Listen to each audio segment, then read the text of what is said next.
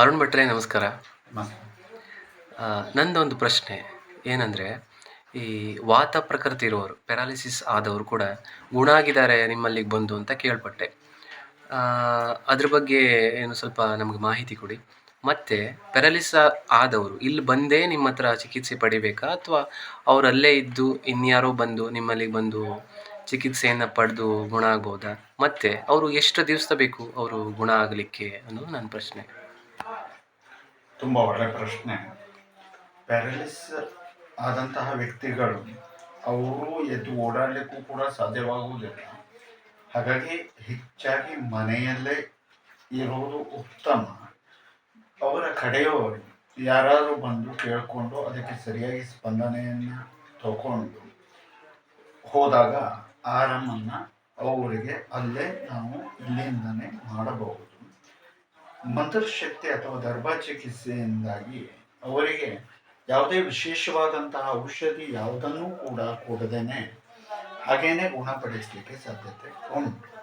ಈಗ ಒಂದು ಎಷ್ಟೋ ಕೇಸನ್ನು ನಾವು ಮಾಡಿರ್ತೇವೆ. ಅದರಲ್ಲಿ ಒಂದು ಈಗ ಸದ್ಯ ಪ್ಯಾರಲ್ ಕೇಸಿನಲ್ಲಿ ಅಂತ ಹೇಳಿದರೆ ಸಾಧಾರಣವಾಗಿ ಇದೇ ಒಂದು ತಿಂಗಳ ಆಗಿದೆ. ಓಕೆ.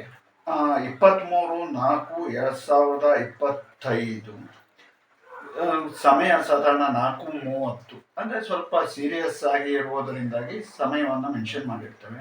4:30 PM ಅವರ ಕಡೆಯವರು ಬಂದು ಇಲ್ಲಿ ಹೀಗೆ ಆಗಿದೆ, ಏನಾಗಿದೆ ಅಂತ ಹೇಳೋದನ್ನು ವಿಚಾರವನ್ನು ಮಾಡ್ತಾರೆ. ಆಗ ಈ ರೀತಿಯಾದಂತಹ ಸಮಸ್ಯೆಯಿಂದಾಗಿ ಅವರಿಗೆ ಆರೋಗ್ಯ ಹದಗೆಟ್ಟು ಆ ಥರದ ಪರಿಸ್ಥಿತಿ ಆಗಿರುವಂಥದ್ದು. ಸೊಂಟದ ಕೆಳಭಾಗ ಹೇಳ್ತಕ್ಕಂಥ ಸಂಪೂರ್ಣವಾಗಿ ವರ್ಕ್ ಆಗದೆ ಇರತಕ್ಕಂಥದ್ದು, ಆಹಾರ ಪದಾರ್ಥಾದಿಗಳು ಯಾವುವು ಕೂಡ ಹೋಗದೇ ಇರಲಿಕ್ಕೆ ಅದಕ್ಕೆ ವಾತ ಕಾರಣ ಅಂತ ಹೇಳೋದಾಗಿ ಹೇಳುತ್ತೇವೆ. ಹೇಳಿದ ನಂತರದಲ್ಲಿ ಅವರು ಸ್ಪಂದನೆಯನ್ನು ಕೊಡ್ತಾರೆ. ಆ ಸ್ಪಂದನೆ ಕೊಟ್ಟಂತ ಸಮಯ 4:30 23ನೇ ತಾರೀಕು. ಆಗ ನಾವು ಕ್ರಮವನ್ನು ಕೈಗೆತ್ಕೊಳ್ತೇವೆ. ಎತ್ಕೊಂಡು ಕೇವಲ 24 ಗಂಟೆಯೊಳಗಡೆ ಅವರಿಗೆ ಆಹಾರ ಹೋಗುವ ಹಾಗೆ ಉಂಟಾಗ್ತದೆ ದೇಹದಲ್ಲಿ. ಅಂದ್ರೆ ಅವ್ರ ಕಡೆಯವರು ನಮಗೆ ಇನ್ಫಾರ್ಮನ್ನ ಮಾಡ್ತಾರೆ. ಆ ನಂತರದಲ್ಲಿ 1-2 ದಿವಸದಲ್ಲೇ ಕಾಲುಗಳು ಕೆಲವರಿಗೆ ತಕ್ಷಣ ಸರಿ ಹೋಗ್ತದೆ, ಕೆಲವರಿಗೆ 1-2 ದಿವಸ ಟೈಮ್ ಅನ್ನ ಹಿಡಿಯುತ್ತದೆ. ಹಿಡಿದು ಕಾಲುಗಳು ವರ್ಕ್ ಆಗ್ಲಿಕ್ಕೆ ಚಾಲು ಆಗ್ತದೆ. ಆ ನಂತರದಲ್ಲಿ ಮತ್ತೆ 4 ದಿವಸ ಬಿಟ್ಟು ಅವರ ಕಡೆಯವರು ನಮಗೆ ತಿಳಿಸ್ತಾರೆ ಸಂಪೂರ್ಣವಾಗಿ ಆರಾಮಾಗಿದೆ, ಓಡಾಡ್ಲಿಕ್ಕೆ ಆಗ್ತದೆ, ಮತ್ತು ಜೊತೆಯಲ್ಲಿ ಆಹಾರ ಇತ್ಯಾದಿಗಳೆಲ್ಲ ಮಾಡ್ತಾ ಇದ್ದಾರೆ. ಆ ನಂತರದಲ್ಲಿ ಮತ್ತೂ ಮುಂದುವರೆದು 15 ದಿವಸವಾದ ನಂತರದಲ್ಲಿ ಅವರ ಕಡೆಯವರು ತಿಳಿಸಿರ್ತಕ್ಕಂಥದ್ದು, ಕೆಲಸವನ್ನ ಮಾಡಬಾರ್ದು ಅಂತ ಹೇಳಿ ನಾವು ಹೇಳಿದ್ರು ಕೂಡ ಇವರು ಕೆಲಸ ಕಾರ್ಯಗಳನ್ನ ಮಾಡ್ತಾರೆ. ಏನ್ ಮಾಡೋದು ಭಟ್ರೆ ಅಂತ ಕೇಳ್ತಾರೆ. ಇಲ್ಲ, ಅವರಿಗೆ ಆಗ್ತಾ ಇದ್ರೆ ಅಥವಾ ಅವರು ಮಾಡ್ತಾ ಇದ್ರೆ ಅವರು ಖುಷಿಯಿಂದ ಇರ್ತಾರೆ ಹೇಳಿ ಆದ್ರೆ ಮಾಡಬಹುದು ಅವರ ಕೈಲಾದ್ರೆ ಅಂತ ಹೇಳೋದಾಗಿ ಹೇಳ್ತೇವೆ. ಆಯ್ತು ಅಂತ ಹೇಳೋದಾಗಿ ಅವರು ಹೇಳ್ತಾರೆ. ಅನಂತರದಲ್ಲಿ ಈಗ 1 ತಿಂಗಳ ಸನ್ನಿಹಿತವಾಗಿದೆ. ವಾದ ನಂತರದಲ್ಲೂ ಕೂಡ ಅವರು ಚೆನ್ನಾಗಿದ್ದಾರೆ, ಏನೂ ತೊಂದರೆ ಆಗಿಲ್ಲ. ಅದೇ ತರದಲ್ಲಿ ವಾತದಲ್ಲಿ ಹಲವು ವಿಧಾನಗಳಿದೆ. ಕೆಲವರಿಗೆ ಇಡೀ ದೇಹ ಆಗ್ತಕ್ಕಂಥದ್ದು, ಕೆಲವರಿಗೆ ಅರ್ಧವಾಗ್ತಕ್ಕಂಥದ್ದು, ಕೆಲವರಿಗೆ ಹೇಳಿಕ್ಕೆ ಆಗುವುದಿಲ್ಲ. ಆದರೆ ಅದರಲ್ಲಿ ಮಾತು ಗೀತು ಎಲ್ಲ ನಿಂತೋರಿಗೂ ಕೂಡ ಎಲ್ಲ ಸರಿಯಾಗಿ ಸ್ಪಷ್ಟ ಉಚ್ಚಾರ.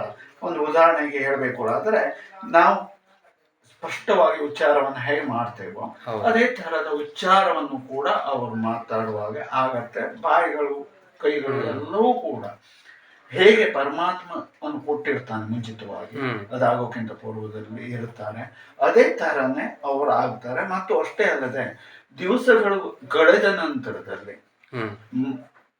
ನಾವು ಹೇಳ್ತೇವೆ ಅವರಿಗೆ ವಯಸ್ಸಾಯಿತು, ಹಾಗಾಗಿ ಕೇಳಿ ಇನ್ನು ಮುಂದೆ ಓಡಾಡೋದು ಕಷ್ಟ ಆಗಬಹುದು ಹಾಗೆ ಹೀಗೆ ಅಂತ ಅಲ್ಲ, ಜನಸಾಮಾನ್ಯರ ರೀತಿಯಲ್ಲಿ ನಾವುಗಳೆಲ್ಲ ಮಾತಾಡ್ತಾ ಇರ್ತೀವಿ. ಆದ್ರೆ ದೈವಿಕವಾದಂತಹ ಅನುಗ್ರಹವನ್ನ ತಗೊಳ್ಳೋದ್ರಿಂದಾಗಿ ಅವರ ಆರೋಗ್ಯ ನಾವು ನೋಡಿದ ಹಾಗೆ ಸಾಧಾರಣ 80 ವರ್ಷದ ಮುದುಕರು ಕೂಡ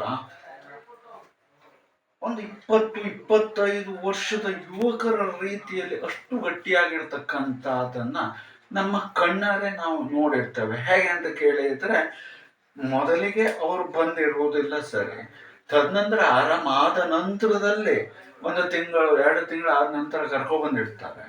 ಆಗ ನೋಡಿದಾಗ ನಮ್ಮ ಕಣ್ಣಿನಲ್ಲೇ ನಾವು ನೋಡಿರ್ತೇವೆ, ಮತ್ತು ಅವರ ಮನೆಯವರು ನಮಗೆ ಈ ರೀತಿ ಇದ್ರು, ಹೀಗಾಗಿದೆ, ಈಗ ನೋಡ್ರಿ ಯಾವ ತರ ಇದ್ದಾರೆ ಅಂತ ಹೇಳೋದಾಗಿ ಹೇಳ್ತಾರೆ. ಹಾಗಾಗಿ ಎಲ್ಲೋ ಒಂದೆಡೆಯಿಂದ ನಾವು ಮಾಡಿಕೊಡ್ತಾ ಇರ್ತಕ್ಕಂಥ ಅಥವಾ ನಾವು ಮಾಡಿರ್ತಕ್ಕಂತಹ ಈ ಒಂದು ಶ್ರಮಕ್ಕೆ ತಕ್ಕದಾದಂತಹ ಫಲ ಇರ್ತಕ್ಕಂಥದ್ದು ಆತನಿಂದಾಗಿ ದೊರಕ್ತಾ ಇರತಕ್ಕಂಥದ್ದು, ಇದು ತುಂಬಾ ಉತ್ತಮವಾದಂತಹ ರೀತಿಯಾದಂತಹ ಟ್ರೀಟ್ಮೆಂಟ್ ಹೇಳುವುದರಲ್ಲಿ ಸಂಶಯವಿಲ್ಲ. ಮತ್ತೆ ಇದಕ್ಕೇನಾದರೂ ನೀವು ಭಸ್ಮ, ತೀರ್ಥ ಮತ್ತೆ ಏನಾದರೂ ಔಷಧಿ ರೂಪದಲ್ಲಿ ಕೊಡ್ತೀರಾ? ಹಾ, ಭಸ್ಮವನ್ನೇ ಕೊಡೋದು.